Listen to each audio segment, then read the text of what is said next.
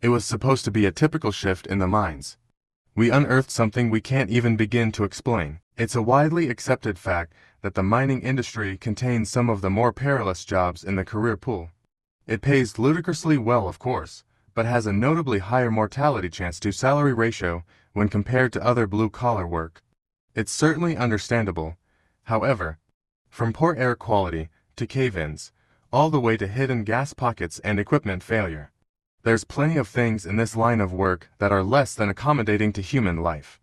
At the absolute very least, however, these risks are expected. Those that work in the field not only anticipate these risks, but gladly accept them as such when venturing below the surface. Aside from freak accidents, things usually only go wrong in semi-well-documented ways.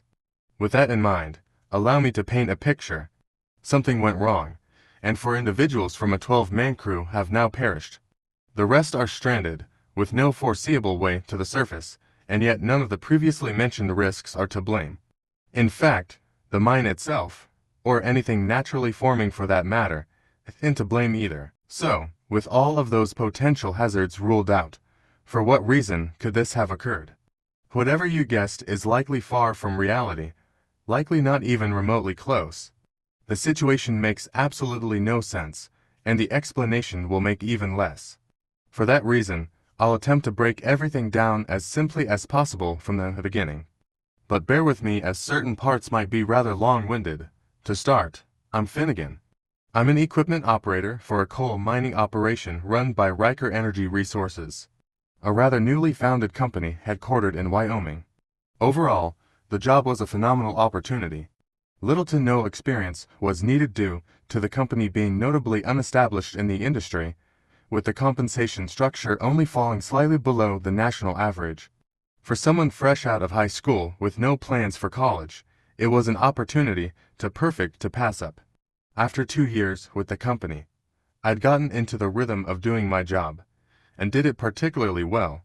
Factoring in the generally unchanging crew of 11 other individuals I worked with, we overall functioned like a well-oiled machine. We pride ourselves on that ability to work efficiently, yet we were rather dependent on our routine.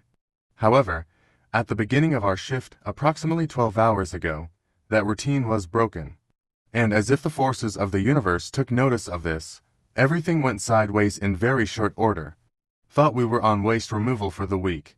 I questioned, flipping through the thoroughly stained schedule taped to the window of the managerial office. Y'all lucked out this time. Survey team discovered a sizable load deeper down. Got no extra crews to work on it, so y'all are up for now, our foreman stated, reviewing the paper himself before retrieving and unfolding an additional piece of paper from his pocket. Looks like all of y'all are set to be on shift. I just wait by the truck for everyone else to show up, he added, gesturing to the vehicle. I simply nodded and walked over to the truck, leaning on it as I sipped the mug of bitter coffee I'd hurriedly brewed before arriving. Rather promptly, the other 11 members of our worker pool arrived, and we quickly filed into the back of the vehicle. It was little more than an industrial tour bus, and the crew compartment was notably cramped, with 12 individuals packed inside. I was seated in the very back row, and a large bearded individual by the name of Angus filled the seat beside me. New plans. Certainly beats shoveling rock for another 12 hours. He commented with a slight chuckle. His accent was thickly Scottish, as were most of his mannerisms. Still gonna be shoveling rock, bud. At the very least, we get to use the fun tools as well. Margot responded from the middle row. She was likewise an equipment operator, so we often worked interchangeably on the same tasks. Likewise being the second oldest member of the crew at 55 years old, she was well respected by everyone else. Before anyone else was able to join in, the personnel carrier jolted to life as it began shakily moving down into the depths of the mines. Despite being rather large, all equipment was electrically operated to reduce the risk of fumes accumulating, and as a result it began picking up speed impressively quickly. Despite our assignment being roughly 500 feet below the surface through various crowded and winding shafts, we were expected to arrive in around 10 minutes. Around 5 minutes into the ride, Angus tapped me on the shoulder and motioned to my coffee mug, which had since become rather cold. "Gonna finish that, Finn?" he politely questioned. "Have at it. Not the most pleasant brew, I responded, handing him the half-full mug. "Thanks, lad," he replied, finishing the remaining beverage alarmingly quickly. Shortly thereafter, the vehicle jolted to a halt as we arrived at the assignment site. It was a dead-end cavern with quickly assembled support beams and lighting systems giving it the definitive appearance of a work in progress. We exited the vehicle and quickly began divvying up the work as always did at the start of a larger task. A gruff, older individual that we simply referred to as Davy took the lead as per usual. He was the oldest individual on the crew, at an astonishing 60 years of age, and had plenty of experience in the industry to back his leadership. After the majority of the crew had been assigned their respective tasks, he pointed in my direction and provided me with my job for the shift as well. "Finn, Margot, grab the drills and hit those markers. Depth should be marked below," he ordered, gesturing to various chalk markings on the nearby cavern wall. "Mark, get with Angus and start prepping some charges." "All right, let's have a good day, break," he added, before clapping his hands. Everyone broke out and began working as instructed, with Margot and I making our way across the cavern towards a line of parked utility trucks with various types of equipment stacked in the back. We grabbed the large handheld drills we were to be using during the shift, and lugged them over to the specified wall, powering them up and beginning our task as instructed. Within around an hour, many of the markings had been drilled down to their identified depths, with the remaining being completed 20 minutes thereafter. Angus began filling the completed holes with charges, with all the remaining crew filing into their respective vehicles as we began exiting the potential blast radius. Angus arrived last, and revealed a detonator from his pocket, connected to the charges with a sizable length of wire. "Shall I do the honors, boss?" Angus questioned, removing the protective cover from over the switch. Davy consulted his radio, and after receiving the all-clear, responded with a simple thumbs-up. Angus flipped the switch as a thundering explosion echoed through the cavern, with the shockwave shortly making its way up with a level of force that shook the vehicles parked beside us. After a few moments, we loaded back into the trucks and once more returned to the site, which now had a sizable hole blown into the cavern wall, revealing a notably large amount of coal winding throughout the inside of the stone. We began surveying the area, and once more began our assigned duties. Margot and I retrieved our drills, and made our way over to the wall to continue the extraction process. However, before we could make much progress, Margot stopped and placed her drill on the ground. "Something wrong?" I questioned, doing the same. She appeared fixated on a particular section of the wall, one that was visibly lighter colored than the rest of the nearby stone. "Not sure if I'm seeing things, but I think that's concrete," she responded, picking up a nearby hammer and further chipping away at the area.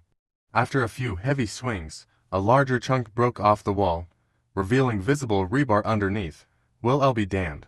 Davy, check this out," she added, calling Davy over as she continued removing the areas surrounding the rebar. Davy arrived, and appeared just as astonished at the sight. He retrieved a piece of paper from his jacket, referencing it as he continued glancing at the opening. "Shouldn't be anything man-made here. The company has just barely started excavating at this depth," he stated, removing a few additional pieces with his hand. "Now just what in the frick did we come across here?" Angus asked, approaching the opening. He motioned for Margot to hand him the lamp, and after retrieving it, stepped inside the opening, which was barely a foot above ground level. He shined the light around, revealing a ceiling of at least 20 feet in height, and even more rows of shelves and crates extending through the room. Soon thereafter, another four of us grabbed a lamp as well and followed, entering the strange room. Everything was covered in a noticeably thick layer of dust, the type that only accumulates after years upon years of abandonment. The air was visibly polluted with it, and after walking roughly 100 feet deeper, we were forced to turn back due to the relatively unbreathable nature of the environment. However, before returning, our lamps were able to vaguely illuminate a door at the other end of the storage room. It was made of solid metal and had one of those wheel-like mechanisms for opening it, something one might find inside a ship. Davy, being practically asthmatic after venturing inside, gestured to the nearest workers. "Grab some respirators from the truck. I'd rather figure out what this is before we blow anything else to pieces," he ordered. The workers nodded and returned carrying a crate of them, with Davy distributing them out to each of the crew members before pointing to the opening. Need 5 people to check it out with me. It's not a sightseeing tour. We're detailing every last thing we find, and then heading back out to continue our work. Regardless, everyone mask up while the ventilation system does its job, he stated. I, being rather intrigued, immediately volunteered. As did Angus, Margot, Mark, and a rather newer individual by the name of All. Once everyone had donned their gear, we once more entered the opening and began venturing to the other side. The many crates we passed along the way were mostly unmarked, with some having labels that had become far too faded to perceive the information printed on them. While looking at the crates, I failed to notice that Mark had paused directly in front of me, and as a result I nearly took both of us to the ground by accident. Shit, my fault, man. All good? I asked, regaining my footing. He briefly scanned the left side of the room through the scaffold shelving before responding. No worries. Could have sworn I saw some shit moving around, is all, he replied, seeming marginally uneasy. Angus briefly turned around and joined in as well before continuing onward. Probably just a rat, lad. Might even be a raccoon. Perhaps even the boogeyman, he added with a chuckle. No way in hell a raccoon's all the way down here. Doubt even a rat would bother, all included. It seems that only leaves the boogeyman then, Angus responded, releasing a hearty laugh. The conversation was abruptly cut short by a loud creaking further ahead. Davy had reached the door at the other end, and was attempting to open it to little avail. Mind cutting the banter and lending me a hand? He asked, annoyance clear in his voice. Angus rushed over, and upon likewise grabbing the wheel managed to begin successfully turning it. It released an ear-splitting grinding noise, clearly indicative of the amount of time that had passed since it was last opened. Eventually it fully came loose, as the door slowly creaked open. The rest of us rushed over, and upon shining our lights through the doorway discovered that the discovery was likely far more sizable than we originally anticipated. A hallway extended to both the left and right of the doorway, with more doors, and what appeared to be a mess hall at the furthest left end. To other hallways extended from the main WS as well, both leading further into the structure. Older fluorescent lights lined the ceiling, but considering the clear age of the structure, chances of them working were evidently negligible. Should we split up? Or are we just going to search this place one room at a time? Mark questioned. Davy considered it for a moment before responding. I'd rather leave it to the survey crew to fully map this place. Check what you can and reconvene here in 20. Yeah, he replied. Everyone nodded, as we began splitting up to check the structure. I went towards the mess hall, as Angus began attempting to open the nearest door while everyone else went in their own directions. I reached the mess hall fairly quickly, and discovered 4 rows of lunchroom-style tables with a large box television mounted on the wall. A counter extended on the furthest wall, leading into what appeared to be a kitchen. I hopped the counter, knocking over a metal tray, which hit the ground with an echoing crash. Margot, being nearby, called over. Everything all right over there, Finn? She asked. Having spooked myself to some degree, I composed myself before responding. All good, just being clumsy is all, I replied. I made my way throughout the rather sizable industrial kitchen, coming across various canned goods and cookware. Another door seemingly led out of the kitchen, but upon attempting to open it I quickly concluded that it was locked. The most striking aspect of the kitchen, however, was the seemingly used appearance of it. Not in the sense that it had been recently used, but rather used at some point. Multiple pots were found within a large sink basin, with the mold growing within, suggesting that they hadn't been unused when placed inside. Even some of the counters had visible residue underneath the profoundly thick layer of dust. Eventually, I glanced at my watch, and realized that around 15 minutes had passed. I once more hopped the counter, this time being mindful of the remaining trays sitting on its surface. Before I could make my way into the hallway, however, I picked up a distinct sound from inside the kitchen, particularly the sound of something small, such as a metal utensil, clattering against the ground. I quickly shined my lamp back over the counter, and was met with a rather unnerving sight. A small pair of eyes was looking back at me, not in some overly natural sense, but rather something comparable to the eyes of an animal at night. Just too dimly reflective, almost shimmering dots. I froze, and kept my light on the eyes. They were small enough to fit the profile of a medium-sized rodent, but the more alarming aspect was how they seemed directly behind the counter, yet still cleared the top of it. The counter, being around 3.5 feet off the ground, made this especially concerning. I slowly backed away, keeping my light on the strange set of eyes, as they remained unmoving and aimed in my direction. Once I was back in the hall, I quickened my pace and eventually made it back to the door we had entered in, where Margot and Davy were waiting. Davy was flipping through a dusty folder of papers he had evidently discovered, while Margot was reviewing a binder she had likewise come across as well. "Glad to see you made it back. Find anything?" Margot questioned. "Not really. Found a kitchen and a locked door. Nothing of much substance," I replied, pausing for a moment. I considered trying to explain the small creature that was evidently in the kitchen with me, but eventually settled with a more rational explanation. "There was also a big rat or something in there. Kinda freaked me out," I added. Davy briefly looked up from his papers, before returning to them once more. "Place must be infested then. Came across a good few of them in the offices I found. Would be lying if I said they didn't spook me as well," he added. Margot was seemingly about to add something as well, before Angus and Mark likewise arrived. Both were empty-handed, but Mark was clearly rather shaken up. "Anything interesting?"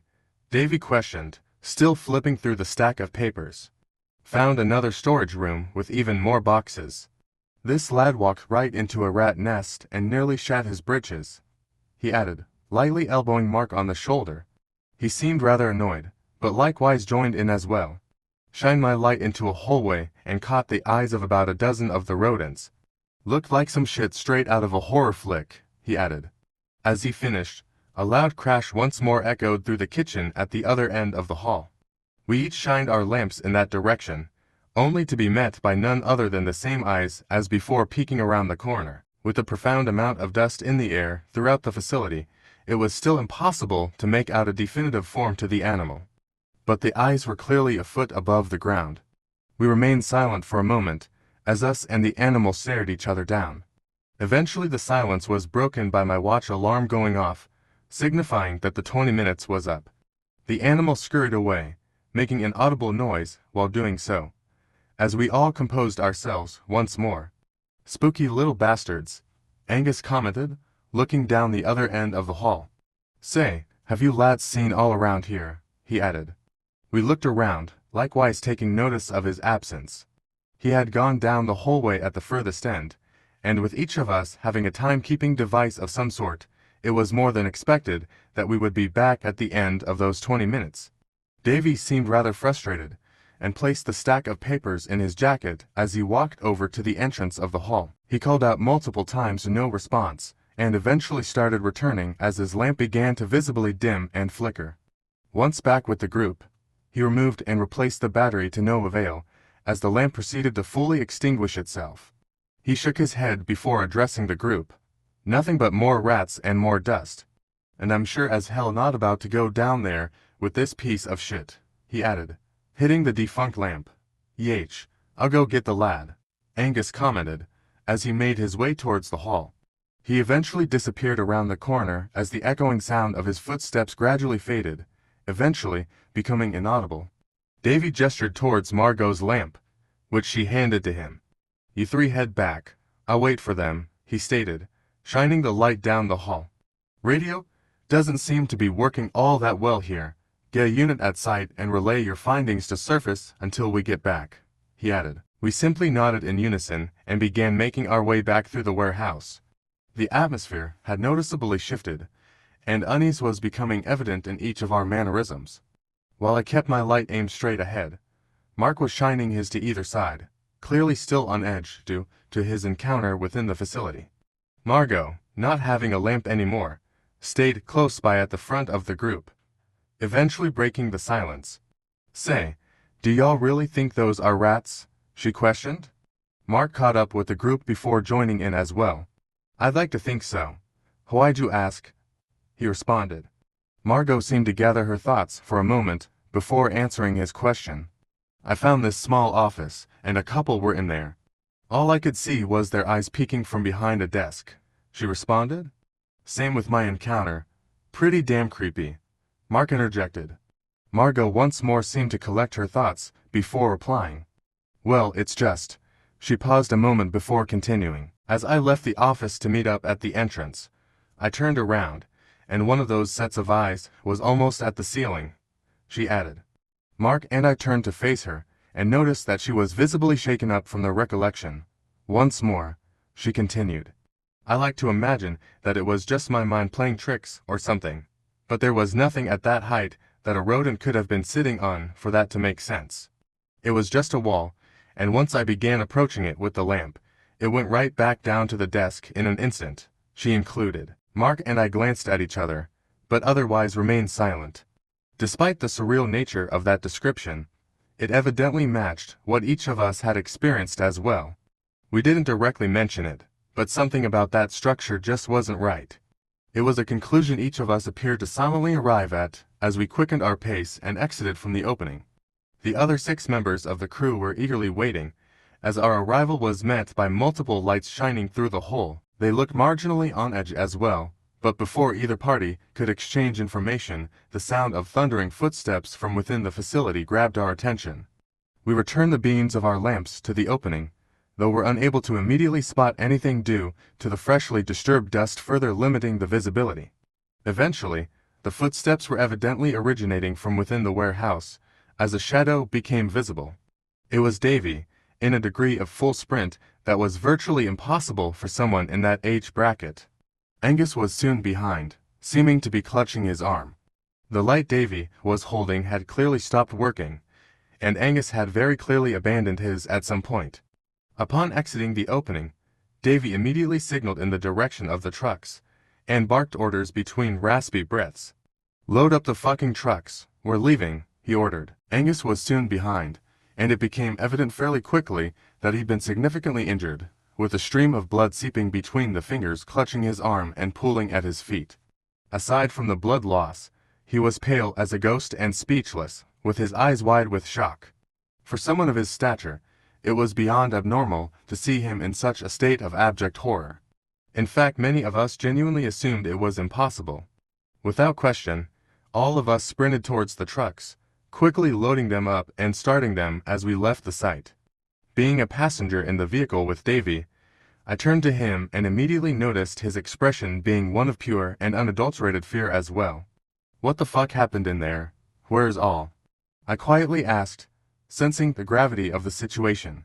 Davy shook his head and clutched the steering wheel even harder as he turned to me. "All is fricking dead. Finn, those weren't rats, and whatever they are tore him to shreds," he silently replied, before returning his eyes to the path before us. "What was left of him we could barely even identify," he added, his voice shaking. The sound of tires on stone once more enveloped the air, as both I and the 2 other crew that had hopped in the passenger cab were unable to formulate a proper response. Eventually, we reached an intersection with 3 narrow tunnels, and Davy quickly turned into the one leading to the surface. Soon thereafter, however, Davy's radio crackled to life with Margot's voice emerging from the device. "We're missing a truck. They were falling behind and didn't make the turn," she commented, the urgency in her voice indicating that Angus had conveyed the situation to them as well. We looked in the rearview mirror, and noticed that we were in fact 1 truck short. Despite for having left the site, there were now only 3 in the single file line of vehicles. Davy slammed the steering wheel and released a string of obscenities before turning the vehicle around. He rolled down the window and ordered that the remaining trucks stay put as we traversed the short distance back to the entrance of the tunnel. Upon arriving, we turned back towards the site only to see a rather unwelcome sight. Half the length of the shaft was now submerged in complete darkness. The strings of lights illuminating the cavern walls and ceiling to the very end had evidently failed, with the portable work lights along the nearest half of the cavern being the only source of light. Even the ones nearest to the site had begun to flicker, with a large floodlight stationed along the wall opposite to us failing rather shortly upon our arrival. As within the facility, the remaining lights reflected off various sets of eyes at the edge of the darkness. Some at ground level, others seemingly 20 feet or more in the air. There seemed to be dozens of them, and as another set of work lights extinguished themselves, I could have almost sworn that more sets of eyes appeared. Aside from the occasional popping of the lights, it was eerily dead silent. Most notably, the remaining truck wasn't anywhere in sight, having evidently broken down far beyond what was now the reach of the light. Furthermore, nobody within that vehicle had been present in that facility, meaning the full urgency of the situation was likely not understood by any of them. Davy, likely realizing this, loudly called out to them, his voice cracking while doing so. Upon receiving no response, he yelled once more, his voice echoing across the cavern walls. Again, there was no response. For a moment, we sat in silence, awaiting any sign that the occupants of the truck were still there, only for more silence to follow. Eventually more work lights popped, with the line of darkness now becoming precariously close. Davy once more released a stream of obscenities, before grabbing his lamp and rushing to the edge of the light, shining it across the cavern from left to right. The various sets of eyes seemed to avoid the light, shifting to remain outside of the direct beam, filling the air with an unnerving scuttling noise as they did so. Eventually, the beam reflected off the white paint of a truck at the furthest wall of the cavern, with the doors visibly open. The light likewise reflected off a mound lying directly outside of the door, which to our horror, we quickly identified as one of the reflective stripes on our high-visibility work jackets. The jacket was evidently still attached to something solid, but the spacing between the visibility stripes indicated that it was no longer in a single piece. Nearly on cue, Davy's work lamp began flickering once more. He quickly took notice, and sprinted back to the well-lit area as it extinguished itself. Without a word, we once more loaded into the vehicle and began making our way back through the narrow tunnel. However, just as we were approaching the remaining two trucks, ours began slowing down, eventually coming to a complete stop. Davy attempted to restart it to no avail, with a gauge on the dash indicating that the battery, with supposedly enough juice to last all shift, had already been completely depleted. Without any hesitation, we exited the truck and sprinted to reconvene with the rest of the crew, each of them now outside of their vehicles as well. Mark, being in the last truck of the group, immediately noticed us returning without the three missing members of our crew and leaned against the side of the truck with his head in his hands. Angus was likewise standing nearby, and now had a blood-soaked t-shirt wrapped around his arm. Margot had the hood of one of the vehicles open, and eventually slammed it shut in clear defeat. She made her way over to us, as did the rest of the crew, and shared further unfortunate news. The battery on both trucks is completely drained. Tried to radio back to the surface, but the units aren't working either, she commented, the weight of the situation likewise becoming evident to those still somewhat unaware. Silence filled the air for a brief moment before the faint sound of another bolt popping drew our attention. We turned to face the entrance of the tunnel, and noticed that the cavern outside the entrance was now completely black. Similarly, the lights nearest to the entrance had begun to flicker, as were the ones directly above us. Davy quickly sprung into action, and retrieved a folded piece of paper from the glove box of the nearest vehicle. After unfolding the large sheet on the hood, he scanned it with his finger before signaling the rest of us over.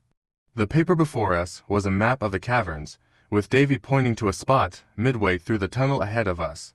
That's the closest rescue chamber. We can't hoof it all the way to the surface, but the chamber is sturdy and has supplies. We should at least be able to wait it out in there and call for some help, he stated. Everyone unanimously agreed, and we quickly retrieved functioning lamps from the back of the nearest truck before beginning to jog as a group through the tunnel. Angus was in the back of the group, and I fell behind to run alongside him. His condition was noticeably quite rough, though adrenaline alone would almost certainly keep him going until we were relatively safe. Though I hesitated initially, I eventually implored as to what had happened within that facility. What the frick went down in there? I quietly asked between breaths. He was silent for a moment, then eventually answered, "They fucking got all, lad. Tore him limb from limb," he weakly replied, pausing for a moment. The room was full of them, and I barely had a chance to back out of the doorway before my light died. He added, pausing for another moment as he grabbed his arm and winced in pain. Once the room went dark, something lunged at me, ripped a fat chunk out of my arm. If Davy hadn't rushed over with his lamp, they would have got me as well, he commented, once more going silent. I likewise went silent, returning my focus to the pathway ahead. For a while, Nothing but the sound of echoing footsteps filled the air, along with the faint popping of lights in the distance. After another 5 minutes of running, I checked behind us and noticed that the darkness had expanded well beyond the entrance of the tunnel. In fact, it nearly seemed to be keeping pace with us, as only around 200 feet of the tunnel was sufficiently lit behind us. Davy similarly checked behind us at around the same time and took notice of this, picking up his pace as he encouraged the rest of us to do the same. "Almost there. Let's pick up the pace," he loudly stated between breaths. Exhaustion and an audible sense of fear were becoming evident in his voice, as it shook with each word. Knowing him quite well, along with his generally blunt and unexpressive mannerisms, it was an unnerving thing to notice. The rest of the crew similarly seemed to pick up on this, as the collective pace increased to a sprint. Eventually a sign became visible on the ceiling ahead, with an arrow pointing towards an opening in the right of the tunnel. Upon reaching it, we were greeted by a welcoming sight. The reinforced steel chassis of the rescue chamber, with a small light above the door signifying that it was in complete working order. Without a second of hesitation, Davy and Margot reached the heavy door and collectively opened it.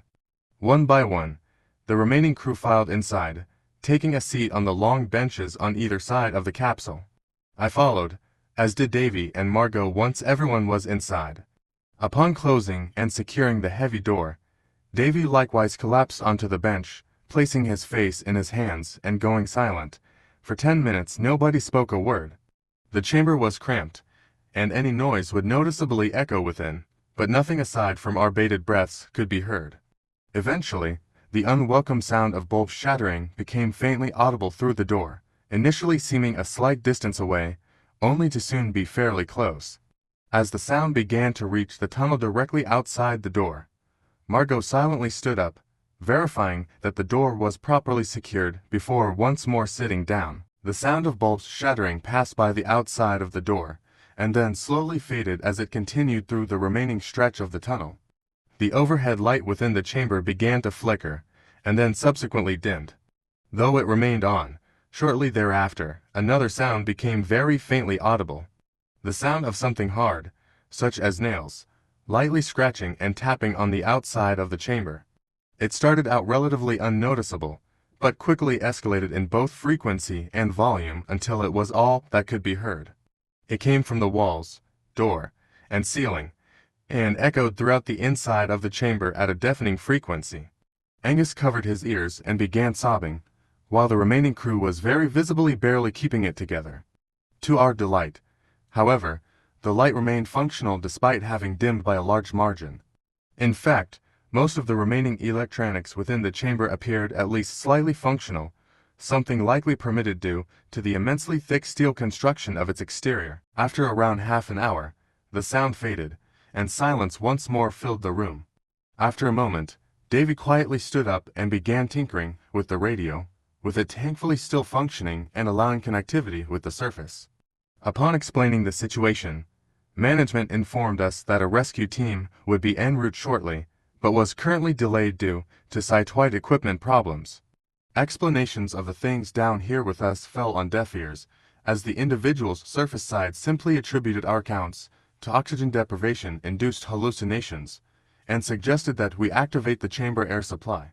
No amount of convincing from the rest of the crew could change their mind, and we eventually had to simply concede and hope for the best, both for our safety and that of the individuals being sent to rescue us. Conclusively, that brings us to the present as I write this. Multiple tablets were discovered in a supply locker, connected to the company extranet. With a thankfully significant amount of power still contained in each crew member took turns contacting loved ones along with informing the families of those who perished of their fate. Once I had done the same, I took it upon myself to construct this account in order to spread awareness of the events that transpired today. We've been in this rescue chamber for well over 5 hours at this point, and there hasn't been any additional word from the rescue team or the surface.